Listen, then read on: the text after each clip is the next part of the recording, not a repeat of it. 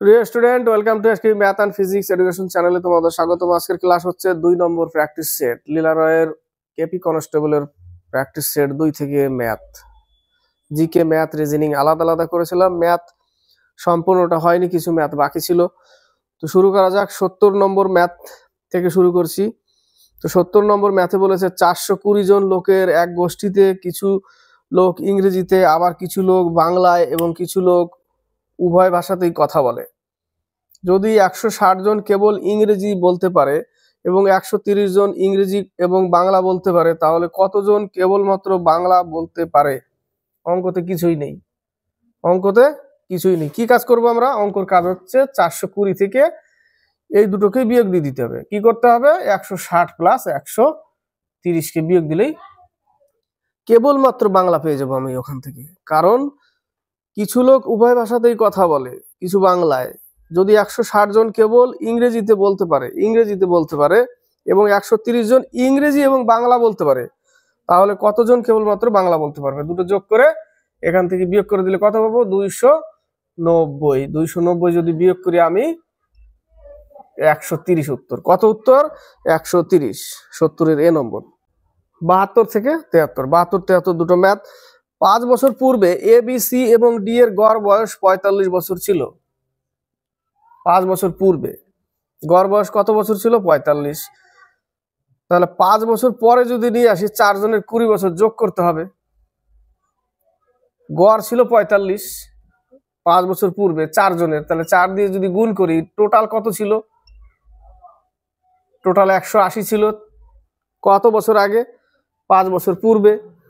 তাহলে 5 বছর যোগ, তাহলে এবার কি করব? বর্তমানে আসতে গেলে 4 জনের 5 বছর করে আসতে গেলে 20 বছর লাগবে। 20 বছর যোগ করো, 200 বছর। উত্তর কত? 200 বছর। তাহলে বর্তমানে তাদের মোট বয়স কত? 200 বছর। 73 বলেছে একটি বর্গক্ষেত্রের কর্ণ 4√2 সেমি এর দ্বিগুণ ক্ষেত্রফল বিশিষ্ট বর্গক্ষেত্রের কর্ণ কি? একটি বর্গক্ষেত্রের কর্ণ 4√3। কর্ণের সূত্র কি? √2 ইন্টু বাহু সমান সমান 4√2 ইন্টু বাহু সমান সমান কর্ণ। কর্ণ লিখে দিলাম, √2 কেটে দাও, বাহু কত? 4। তো বাহু আমি 4 পেয়ে গেলাম। তাহলে ওর ক্ষেত্রফল কত? বাহু স্কয়ার মানে 16, ক্ষেত্রফল 16। এর দ্বিগুণ ক্ষেত্রফল বিশিষ্ট বর্গক্ষেত্রের কর্ণ হলো, এর দ্বিগুণ ক্ষেত্রফল কত? 32। তাহলে আমাকে কর্ণ বের করতে বলেছে।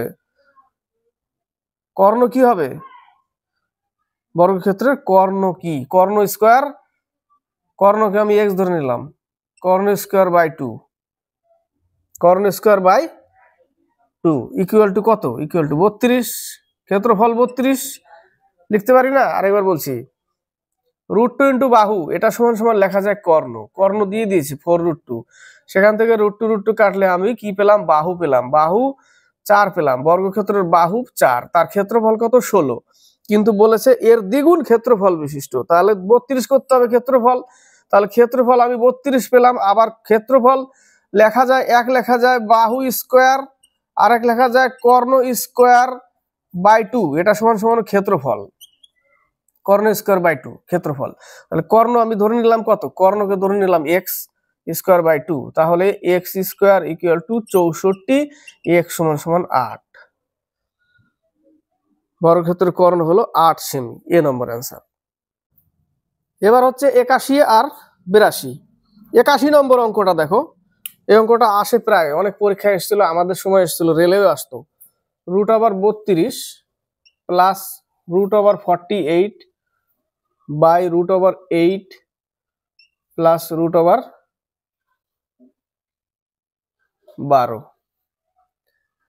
এর কাজ কি? আমার প্রথমে এটাকে ভেঙে বাইরে বের করা। কত আসবে বাইরে, তাই না? আমাকে বাইরে বের করতে হবে। 32-এর লসাগু করতে হবে, 1 2 4√2, তাই না? কত পাবো আমি এখান থেকে? 4√2 প্লাস 48কে আমাকে ভাঙতে হবে।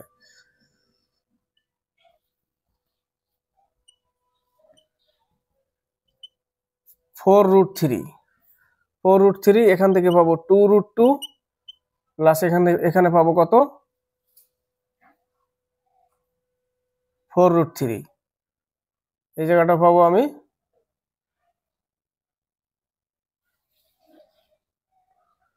2√3, 6 দুগুণে 12, 3 দুগুণে 6, 2√3 এই জায়গাটা পাচ্ছি। এখানে দেখো এই যে দেখো 4√2 আর 4√3, এখান থেকে আমি 4 কমন নিতে পারি, তাহলে √2 প্লাস √3, এখান থেকে আমি 2 কমন নিতে পারি, √2 প্লাস √3, কেটে যায়, কত উত্তর হয় 2। একটু বড় হয়ে গেল মনে হচ্ছে না?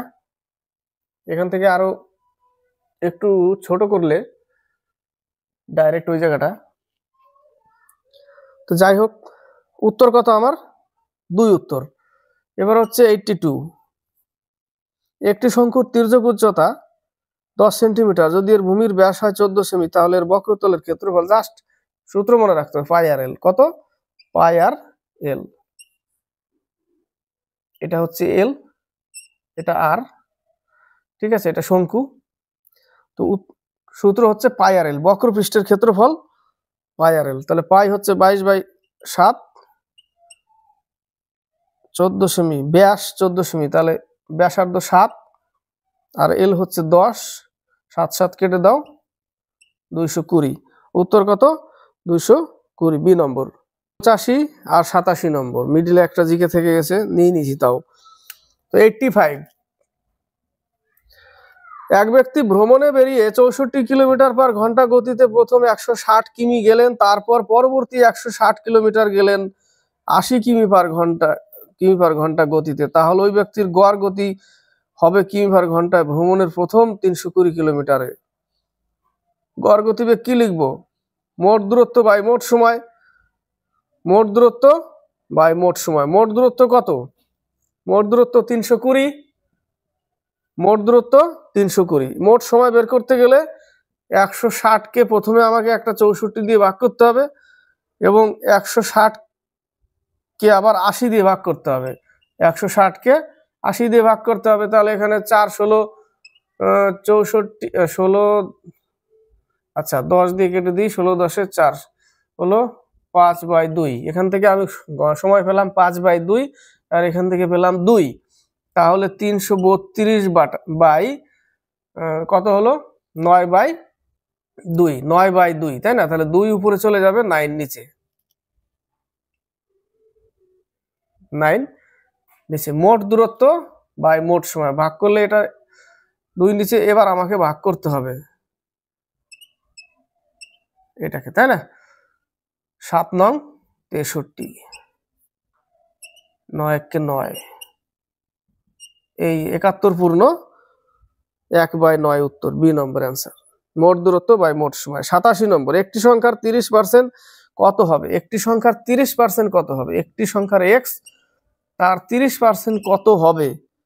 যদি সংখ্যাটির 90% হয় 54, কিন্তু অঙ্কটা ওখান থেকে আসতে হবে, তাই না? যদি সংখ্যাটির 90% হয় 54,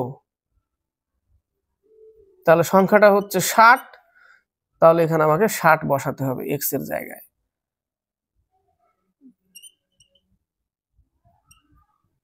18 অ্যান্সার। কত অ্যান্সার? 18। 89, একটি ট্রেন 60 কিমি পার ঘন্টা গতিতে কলকাতা থেকে আসানসোল গেল, আবার আসানসোল থেকে কলকাতায় ফিরেছে 40 কিমি পার ঘন্টায়, যাত্রার গড় গতিবেগ 48 কিমি, তাই না? 2ab by a plus b, গড় গতিবেগ। সেম দূরত্ব গেল, গড় গতিবেগে দুটো হয়, তাই না? সেম দূরত্ব এ থেকে বি, আবার বি থেকে এ, সেম দূরত্ব গেল, সেম আবার ফিরে এলো, সেম দূরত্ব, গড় গতিবেগ 2ab by A plus B.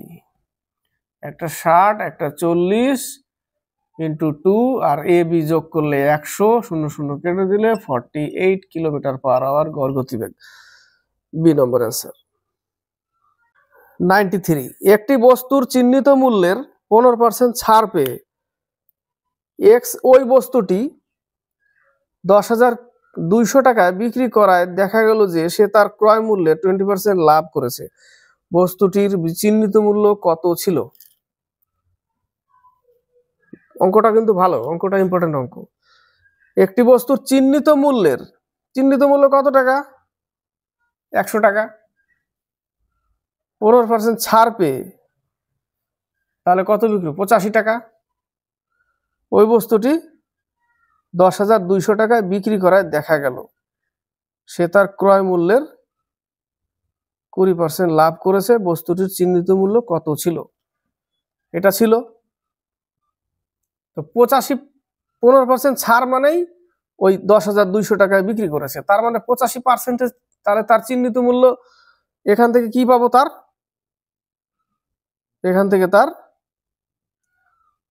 তার ক্রয় মূল্যের 20% লাভ করেছে। তার মানে এখানে যে একটা বিক্রি করেছে যে টাকাটা, তার মধ্যেও 20% লাভ ঢুকে আছে, এই কথাটা বলেছে। তাহলে 10,200 টাকা বাই 85 ইন্টু 100, এখান থেকে যে অ্যামাউন্টটা পাবো সেই অ্যামাউন্টের মধ্যেও 20% আছে লাভ। নিচের লাইনে দেখো বলেছে কি, সে তার ক্রয় মূল্যের 20% লাভ করেছে। তার মানে এখানে যে টাকাটা বেরোবে তার মধ্যে 20% লাভ আছে। এটাকে একসাথে বের করা যায়, আবার ইন্টু 100/120 দিলে টোটাল একবার চলে আসবে। তাহলে 6, 17, 517, 5, 20, 100,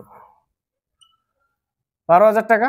এর মধ্যে 20% লাভ আছে, ঠিক আছে, এর মধ্যেও 20% লাভ আছে। তাহলে আমার চিহ্নিত মূল্য কত? 100 টাকা। 20% লাভটাকে নিচে রাখবো ইন্টু এই টাকাটা। অঙ্ক কমপ্লিট।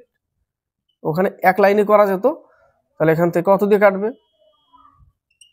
100 দিয়ে। এই উত্তর 93 নম্বর। 95, 96, 95-এ 100 টাকার একটি শেয়ারের মার্কেট ভ্যালু 120 টাকা।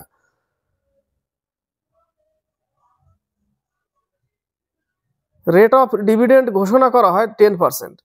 যদি এক ব্যক্তি 24,000 টাকা শেয়ারে বিনিয়োগ করেন তাহলে তিনি ওই বছরে কত ডিভিডেন্ড পাবেন? ডিভিডেন্ড 10%।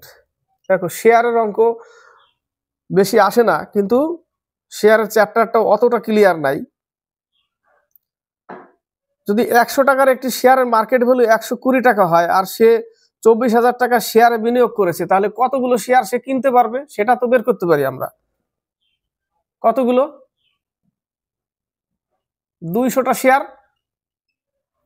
200টা শেয়ার সে কিনেছে এবং রেট অফ ডিভিডেন্ড ঘোষণা করা হয় 10%। তাহলে তিনি ওই বছর কত ডিভিডেন্ড পাবেন? তো ডিভিডেন্ড 10% দিয়েছে, তাহলে ওই 10% এর সাথে খালি শুধু গুণ করতে হবে, 2,000 টাকা আনসার।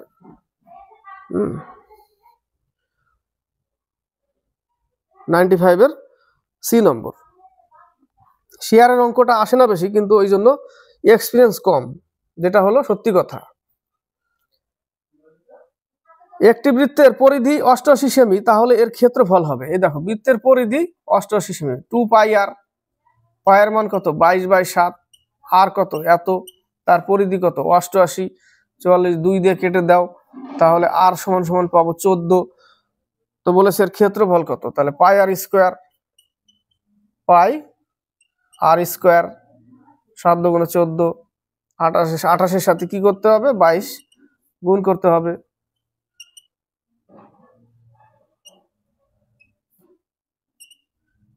616 বেরোবে উত্তর। 96-এর সি নম্বর। তো 2 নম্বর সেট থেকে কিছু অঙ্ক বাদ ছিল, যে অঙ্কগুলো আজকে কমপ্লিট করলাম। তো ক্লাসটি ভালো লাগলে লাইক শেয়ার কমেন্ট অবশ্যই করবে। আর নতুন কেউ এবং যারা ওয়েস্ট বেঙ্গল কেপি কনস্টেবলের জন্য প্রস্তুতি নিচ্ছে তাদের জন্য খুবই ইম্পর্টেন্ট এই সেটটা, এবং এই সেটের যত জিকে ম্যাথ রিজনিং সবই ইম্পর্টেন্ট। তো রেডি থাকবে। তবে আগামী দিনে যে পরীক্ষাগুলো হবে এবং গত যে পরীক্ষাগুলো হয়েছে তার থেকে আমাদের অনেকটা ধারণা হয়েছে যে কি টাইপের প্রশ্ন আসতে পারে। সেট প্র্যাকটিস করছি, পাচ্ছি না ওখান থেকে, এটা কিন্তু মাথায় খেয়াল রাখবে, তাই না? এই জিনিসটা অবশ্যই ঢুকেছে মাথায় যে শুধু এর উপরে ভরসা করে এখান থেকেই আসবে সেটা না, কিন্তু তুমি এতদিন যা পড়েছো সেখান থেকে আসবে। তুমি কি কি পড়েছো সেটা তুমি জানো, যে আমি কি কি পড়েছি সেখান থেকে আসবে। শুধু এটা পড়েছি এখান থেকে আসবে না সেরকম। কিন্তু কি প্র্যাকটিস সেট মানে হচ্ছে সময়ের মধ্যে কভার করা। সময় পাংচুয়ালিটি যেটা সেটা মেনটেন করা, যে তুমি সময়ের মধ্যে সেটটা এই টাইমের মধ্যে করতে পারছো কিনা। তার জন্য প্র্যাকটিস সেট হুবহু ওখান থেকে তুলে দেবে, নাও দিতে পারে। তো 2 নম্বর সেট এটা পার্ট 3 তে শেষ করলাম।